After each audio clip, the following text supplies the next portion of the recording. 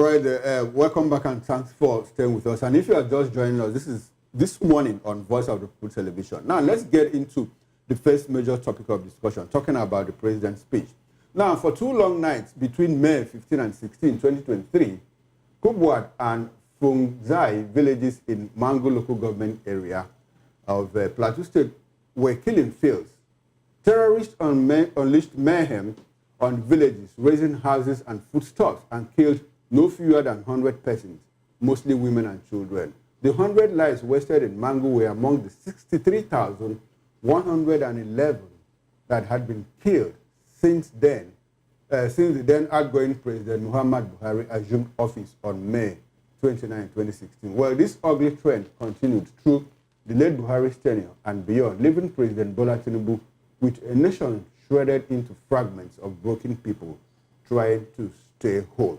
Recently, President Tinubu has made strides to curb insecurity in the country by issuing directives demanding urgent action to end the escalating violence in Borno, Benue, Plateau, Kwara, and other states. In April, President Tinubu declared enough is enough as he once again condemned the senseless targeting of innocent Nigerians.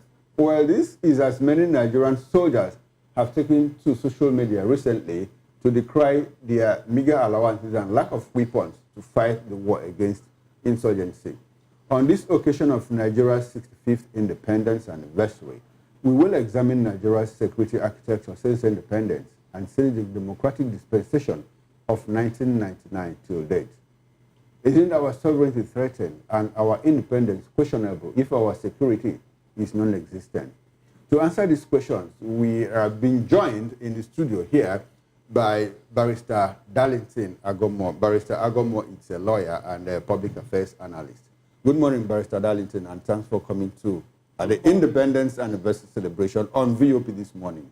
Yeah, Mr. Okoro, good morning, and Moses. Good morning to you, Barrister. Thank you very much, Barrister. We appreciate your presence. And virtually, we have been joined by Ambassador Dr. Oyamen Roy Okideve. He's the National Secretary, retired members of Nigerian Armed Forces. Good morning to you, Ambassador Roy, and thanks for coming to VOP this morning. Good morning, good morning. We are celebrating, so we should be smiling. Good morning, everyone. Good morning, Well, we'll Nigeria. fix the audio so we can hear you clearly. Thank you very much for joining us. Okay, we'll ensure that is fixed. All right. Thank you, Roy. Now, let's start with you here in the studio, Barrister. 65 years of independence, still grappling with insecurity. Did you listen to the president's speech this morning? I did. Okay, and he said a lot about how Nigeria has turned the corner, how the economy has made a rebound, how insecurity is being pushed back and all of that. Barrister, growing up in Nigeria many years ago and now, I would like for you to do some kind of comparison. What you know then and what you know now, is there any difference? Have we made appreciable progress as a nation in terms of insecurity? I don't even want us to get into economy now. Let's even start with insecurity as we read out. Under Buhari's administration alone, 63,111 Nigerians were killed in cold blood. And as we speak, those people are still asking for justice because the killers were never apprehended, were never prosecuted, and all of that. Barrister, what's your broad reaction to all of this? It is a sad commentary that we have come to this sorry state at 65. Yet, the leadership have not recognized the impact of this problem bedeviling us because they brought it. They brought it. This insecurity, they brought it. So that's why they don't want to address it. It's unfortunate, seriously. How do you make such a speech without dwelling seriously on insecurity? Mr. Okoro and Moses, do you remember that whenever any president is being sworn in, he swore to protect life and property? That is the major issue they came to do to the people. To protect life and property. If you have failed on this particular major duty, please, what other progress are you talking about? Look at Nigeria. We are now sharing governance with the terrorists. And nobody thinks it is important. So, how can you make progress where there is insecurity? Mention one particular country in the whole wide world where you have ever made progress with insecurity, bedeviling you. It can never happen. So all this speech is all about deceit, because it is not possible for Nigeria to make progress with this insecurity. It's not possible. It can never happen. Or except the president addressing this insecurity, he's wasting his time. Next year, he will still do another speech. But he will not tell Nigerians why the government is sharing power with terrorists. I mean, sharing power. They now decide what to do and what not to do. They tell Nigerian government what they want and they will comply. They give you their names. You can't even pronounce it. President Tinubu was quick to mention IPOB and ESN in the Southeast. But this other people did not. He didn't call their names out.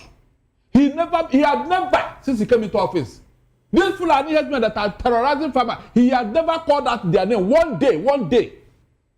Can you compare IPOB and what they are fighting for and what these people are doing to us? Can you compare it? So when you have not identified the problem, how can you solve it? How can you solve it? Every year, the same rhetorics. The same rhetorics. You want to. What have you done exactly that you can go to market and say, yes, this thing, we can see it. You remove fuel subsidy, where is the result? Are you not still borrowing money? So what is this thing that every time they will write speeches to deceive Nigerians? You brought a NEF fund and the universities increased their school fees. So the gain of the NEF fund was taken away. You give me by the right hand and you collect it with the left hand. Oh, well. So what is that thing that you and I can take to the bank and say, yes, this thing is working? Okay. Moses, are you aware that the tax that is coming, they said whether you are doing illegal or illegal business, you pay tax. Did you hear that? Whether you are doing illegal or legal business, you will pay tax on it. So prostitute, over to you. What are you doing? You are asking our children to enter into that business. Can you just imagine a government that wants to move forward? The kind of thing that is coming from their mouth because you want to tax everybody. Nothing to hold on to. The president spoke about taxes. He said it's not to further burden the people, but to expand the tax net and ensure that everyone that is taxable pays tax. The president also he also started his speech by saying that he knows that naysayers will contradict some of the things that he put out there. And, I don't know, Barrister, are you a naysayer? In fact, I am a naysayer 10 times. I am a naysayer 10 times. Mr. David, we have been deceived so much by these people. Since APC came into our, I told you, they hijacked Nigeria. All right. This is not our culture. Insecurity, what is that covenant the APC had with these terrorists that they don't want to tell us? They gave you names about terrorizing Nigeria. Up to today, they have Buhari did not mention their name. Tinubu did not mention their name. So what is going on? Okay. But whenever they want to catch crews, they will look for somebody in the Southeast. IPOB. Okay. IPOB, Indigenous People of Biafra. Is that a terrorist organization? All right. Let's move this conversation to Ambassador Roy. Ambassador Roy is the National Secretary, retired members of the Nigerian Armed Forces. Ambassador, good to have you. Good to have you join us this morning. You're joining us from diaspora.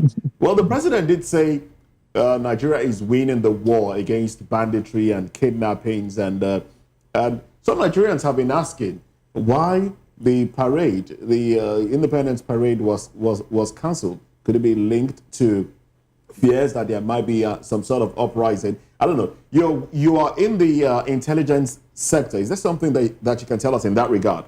And also, help us address the question of Nigeria winning the war against insurgency.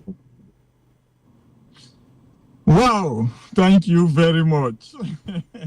I hope my audio is very clear. Now. Very clear. Okay, clear. When you are talking about a 65-year-old man, you have to speak with respect.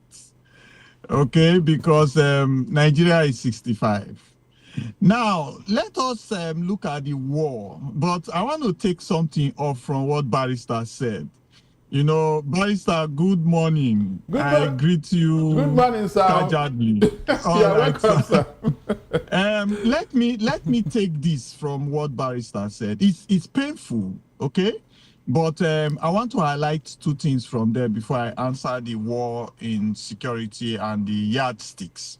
Now, if we look at the IPOB and the East and the difference in the analysis put forward by different government officials against terrorism and the activities of IPOB, I would like to let Nigerians know that we have people from the East in key positions in governance today. We have people from the East that are governors in eastern states that are in hot romance with the current national government in Nigeria today. We have people from the East that are in international and diasporal platforms that the government is approaching, and they are very useful to the government to help for our international romance. And I expect those people at those offices and those levels of communication and romance with the current government to be the ones to project positively the necessary national input in the East. Okay, not a violent and non-state actor position by IPOB. I need an academic, articulate approach. Now, let's look at the APC too. The APC is a conglomerate of Nigerian politicians. During my years in the military, I was opportune to be in the transition period also, when the democracy was taking over and the military has to step down, and the whole of Africa started, and the world started saying military rule is now unpopular.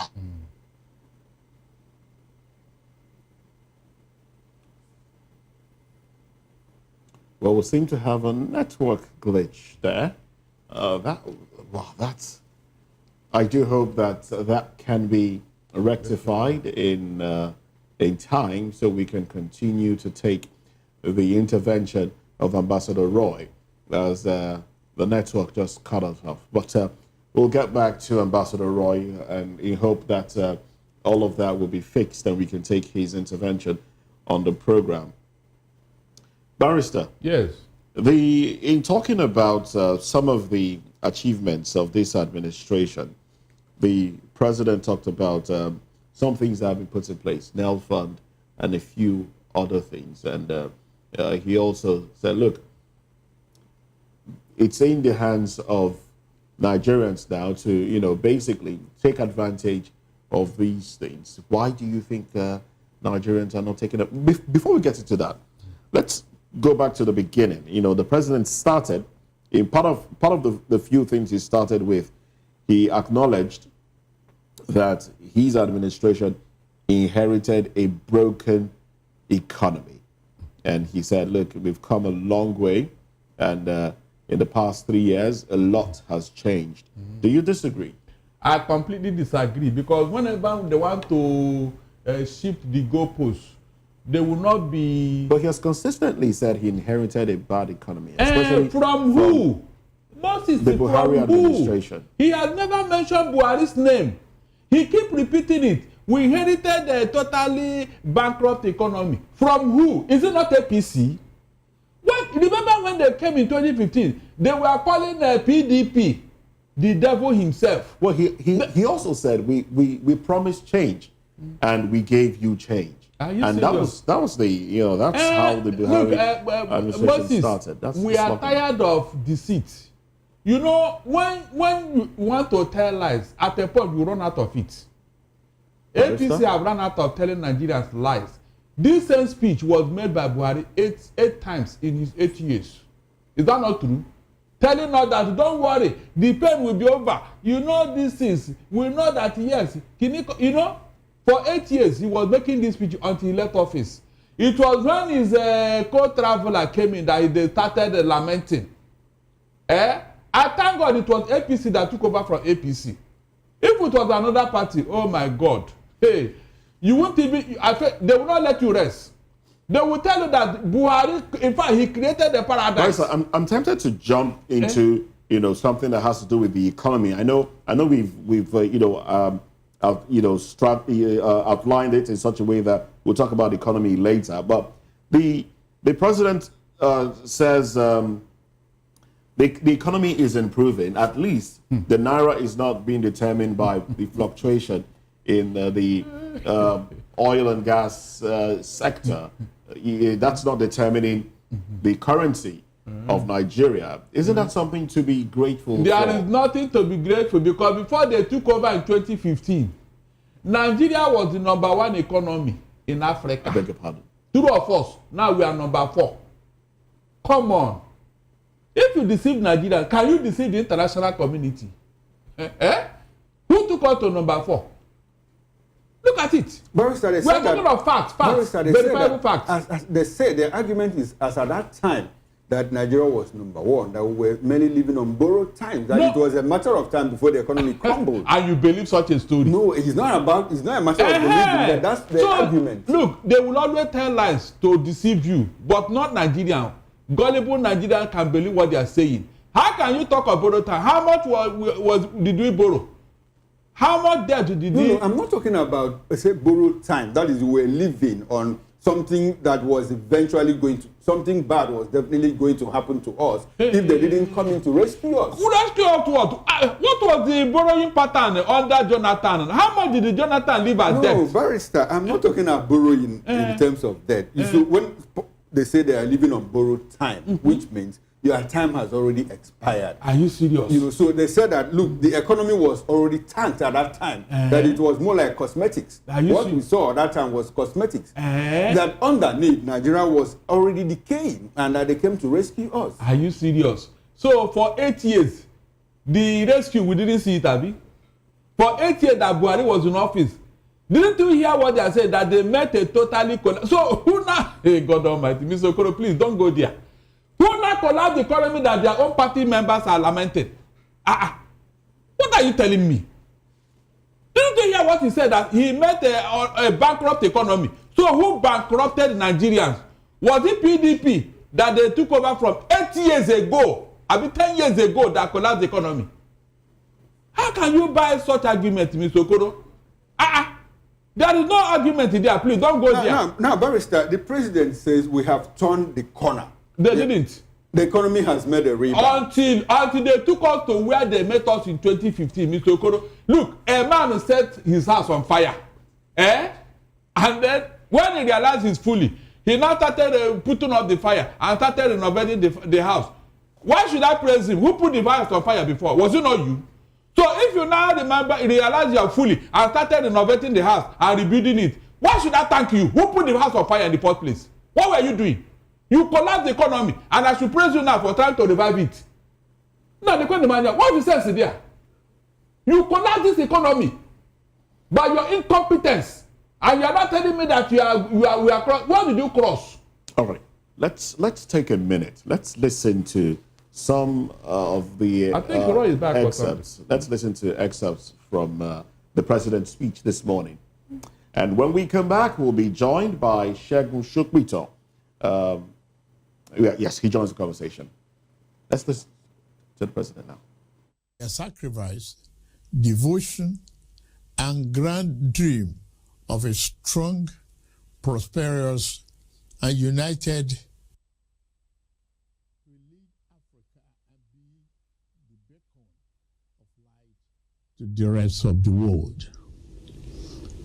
Our founding heroes and heroines, Herbert Macaulay, Dr. Nnamdi Azikiwe, Sir Abubakar Tafawa Balewa, Chief Obafemi Awolowo, Sir Ahmadu Bello, Margaret Ekpo, Anthony Enahoro, Ladoke Akintola, Michael Okpara, Aminu Kano, Funmilayo Ransome Kuti, and other nationalists believe it was Nigeria's manifest destiny to lead the entire black race as the largest black nation on earth.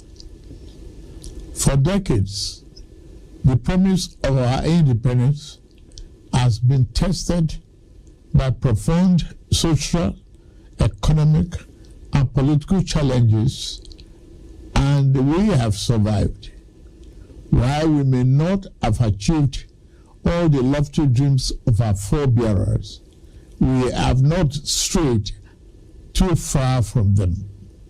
In 65 years since our independence, we have made tremendous progress in economic growth, social cohesion, and physical development.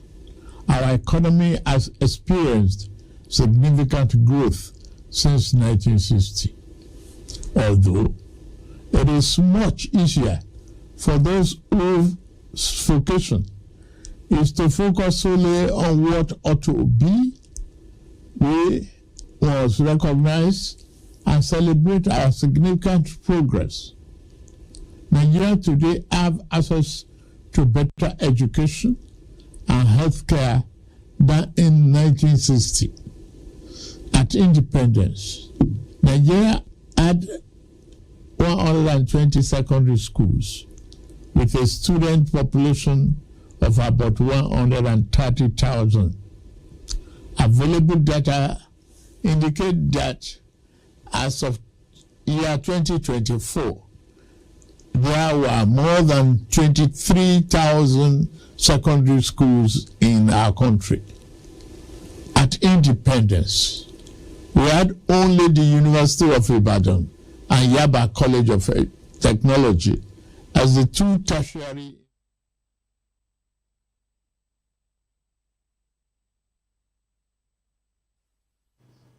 All right, there you have it. That's the starting point of the president's speech. You know, he did talk about, he took us down memory lane, talked about how many institutions we had by independence and what we have now, and progress that's been made so far.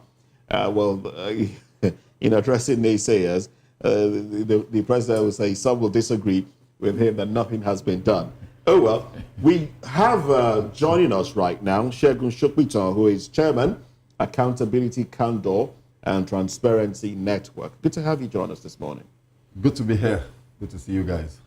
Good morning. And yes, we are being rejoined by Ambassador Roy. Ambassador Roy, it was the network that took you off, but if you, we can have you, pick up from where you stopped. Well, I don't want to attack Barrister. That is Barrister that took me off. Aye. Because And I did that. It was them. all right. It was All them right. from But Abuja. on a serious note, we should all understand that all politicians have ported from one party to the other. And we should all understand that so many politicians that ported came with the secret of the parties where they were helmsmen. And everybody conglomerated under APC right now until another party takes over power. And they are giving, in exchange for a soft landing, they are giving secrets of other candidates and other parties where they are coming from. So let's leave party politics away if we want to talk about Nigeria, who is an innocent 65 years old man. Now, I will address my question of the war on terrorism and insecurity. I would like to say that what Nigeria is fighting, we are fighting battles. We are not fighting war. Because a war is a continuum where you keep all other angles under check to ensure that your territorial integrity and the internal discrepancies or vulnerabilities are addressed and your people are safe and secured. Now, if you look at battles that we fight, you will now see that we are reactionary in our attention to insecurity parameters. So it is very easy to deploy 2 million mobile policemen to a state that you want to put under siege, but it is difficult to deploy police officers to unpoliced areas, quote and unquote, within the country where bandits go in. All right, good. Thank you. Please go ahead. All right. So it's difficult to deploy police and to areas where bandits go there and rape and maim and collect taxes, you know. So we are fighting battles with reactive measures. We are not addressing the war with corrective measures, which will become territorial. We now claim our territory. No, how do we achieve that? You know, some of the things that barrister have said there, I really like it because people are putting themselves first before the masses. So when people get into office, they immediately close the window of those that brought them in, that they are supposed to hear their cries. No, so we don't have continuity. So when a new minister of defense comes, he brings in his own ideas, his own vendors, and collectively erase what has been going on before. And you tell you he's rejigging the security. Exactly, sir.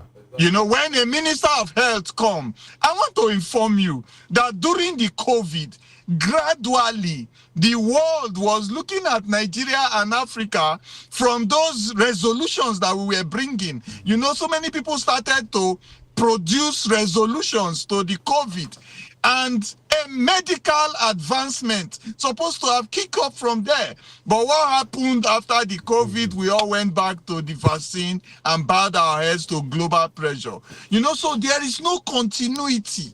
If you look at the people producing MRI, armored vehicles, armed drones in Nigeria, you know, you will gradually see that nobody is selling that, but we are going outside the country to import these military hardwares. You know, so many things that you can look at. If you look at military personnel, police personnel sent out of the country for military operations, training, and other exercises, they come back with awards to Nigeria. But immediately they step into Nigeria, somebody manages their deployment, their capacity, and their performance. And it is only on a phone call basis that the security apparatus in Nigeria can be effective or ineffective. So I dare say that we are 65 years, yes, but we were not allowed to go from primary school to secondary school to university and graduate as a professional. Right now, we are truncated at every point when a new set of policy or governance come on board. All right. Good morning, Nigeria. Okay, thank you very much, Comrade Roy. Thank you. We appreciate your presence on this morning show. And we'll ask you to stay with us. We'll come back to you in a moment. Let's come to this. No, Barrister will not lock you out. And he never did anyway. I will not do that too. Okay, thanks very much, gentlemen. Now, let's come to the studio where we've been joined by Mr. Segun Shopito. He's the chairman of the Accountability, Candor and Transparency Network. Once again, good morning to you, Segun. Good morning. Okay. Good morning. Now, broadly, you listened to the president's speech this morning, 65th Independence Celebration speech. What are your major takeaways? I don't want to give you limits. Just talk. What are your takeaways? I think that, you know, when I listened to the speech, I had to shake my head. I had to wake myself up. You know, it's almost like the president and his team are trying to put us under a spell and gaslight us and cause us to force us almost by narrative to agree that Nigeria is now doing well and that things are now okay. So I specifically referenced paragraph 10 of that speech where he says, "Fellow Nigerians, I am happy to announce to you that we have now turned the corner and things are getting better." There is nothing that can be further from the truth. That is an absolute lie. And I don't think that it is the job of a sincere leader who is genuinely interested in furthering the cause of his people. If people have selected or elected you and put you into office, or you forced yourself on them, either way, you are the president today. Your job, primary job, is to improve the lives of the people that you have come to lead. Your job is not to tell us how things are. We should tell you how things are. So it is not for the president to tell us that we have turned the corner and things are now getting better. Excuse me, Mr. President, things are not getting better. But do you expect the president to talk about the negative things? No, they are not Of negative. course, he will. Moses, those things are not negative. They are realities. Okay. Let's not cast them positive, negative, so that we now say, oh, you have to be positive about Nigeria. There's nothing like that. Those things are psychological programming tools. The reality is that for the average Nigerian today, life is hard. Yes. Life is tough. I like that. And the president cannot tell us that because we have now achieved 4%, 4.23% GDP, we have turned the corner. Or because inflation is coming down to 22%, well, 20%, we have turned the corner. Or that the exchange rate has stabilized at 1,500 in the last 6 months, we have turned the corner. We have to remind ourselves that exchange rate was 197 naira just 3 years ago. And that as at that time, we can calculate the price, the cost of living. There's a cost of living index. Those are realities. I don't think that the president did he did himself credit with that speech. Now, Shogun, staying with you, we talked about hardship, but the president did acknowledge that there is hardship in the land, but that there is optimism for recovery. Like Moses said, and I'm asking too, do we expect Nigerians, do we expect the president to come and say, oh, my administration has not done well, we made inflation at 8%, or my party has not done well, we made inflation at 8% 10 years ago, and we drove it to 22%. Which president ever does that? So, but he acknowledged that there is hardship in the land.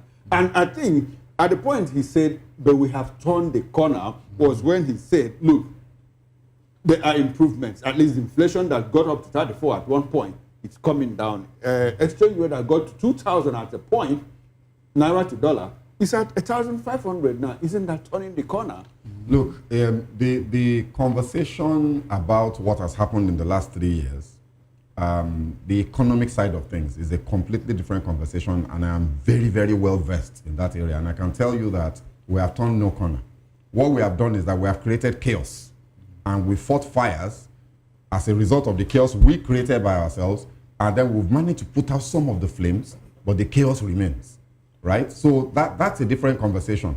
But the point I'm making is, yes, I don't expect the president to come and say things are bad.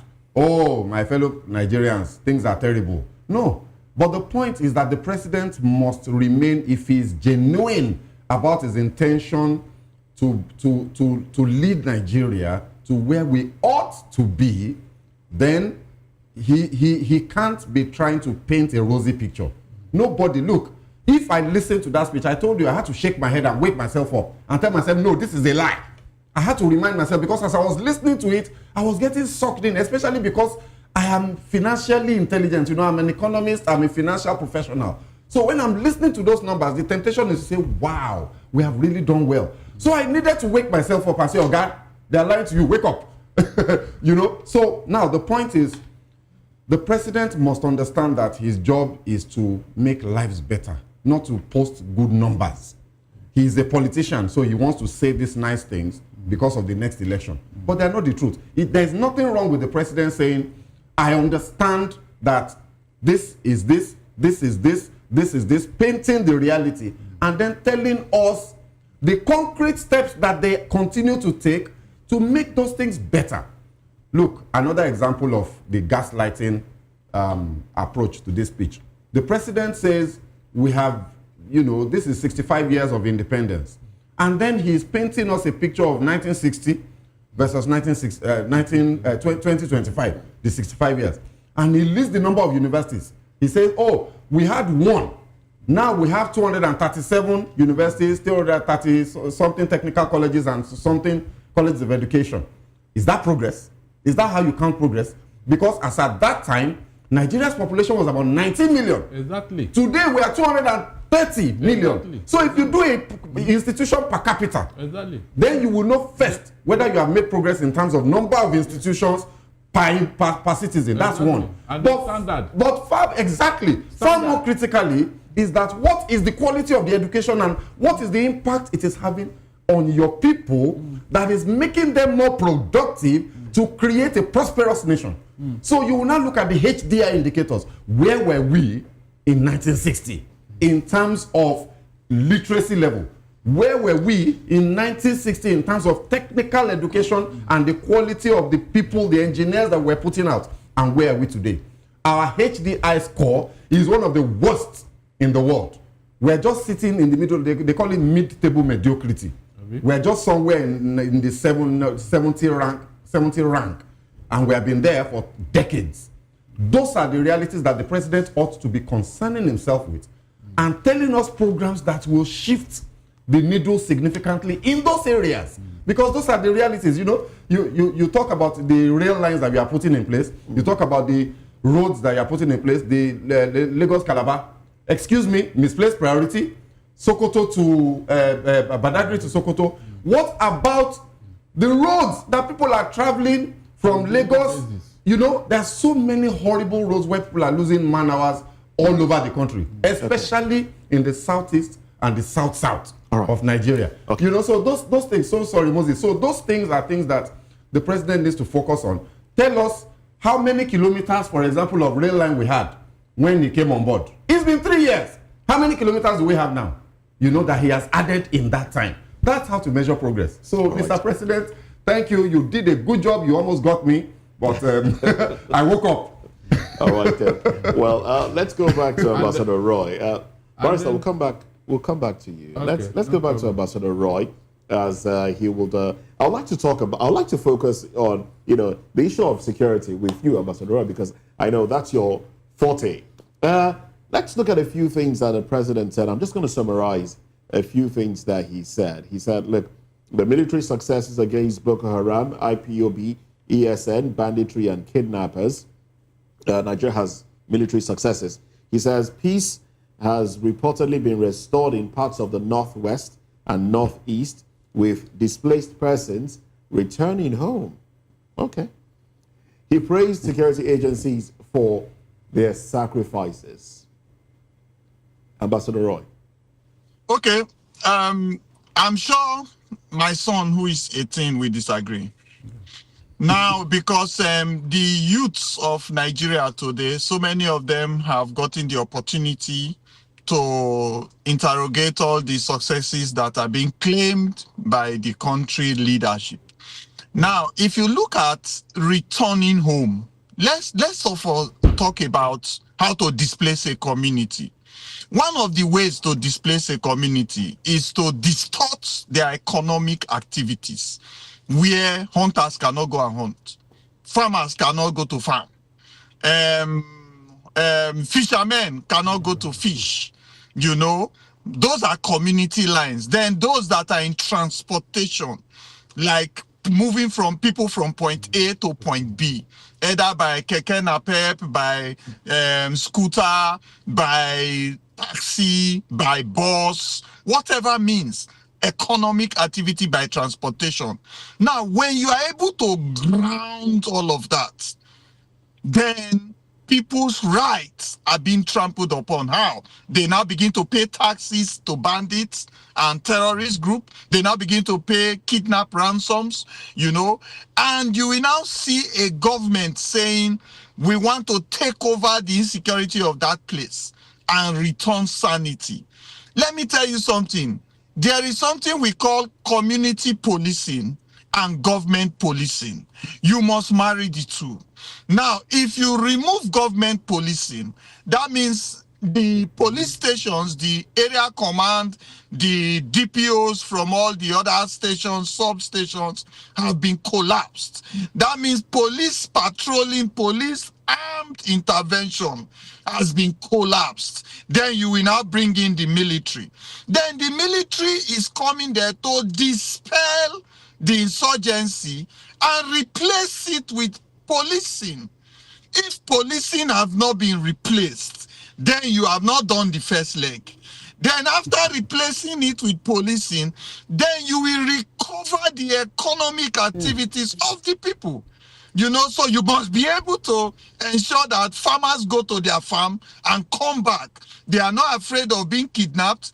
They are not afraid of being harassed by Fulani herdsmen. They are not afraid of being crossfire of insurgency and non-state actors, you know, fishermen can go to fish, children can go to school, medical facilities are working, then you will say, I have returned people back to their communities. Because to be in a community means you are coming under unity. So when I dispel such, I am a bandit or non-state actor. So I disagree with that. And I am also disagreeing on the lines of not having long-term activities. How do bandits and terrorists take over the communities of territorial integrity of a country and exist to begin to negotiate with the same government that collects taxes from people? You know, so they must have financial lines of transferring money, movement of finance. They must be able to have medicals for themselves, so they buy. They must have food for themselves, so they buy or they are supplied. You know, there are so many lines of their existence that we can cut off as a government and begin to make them starve, not able to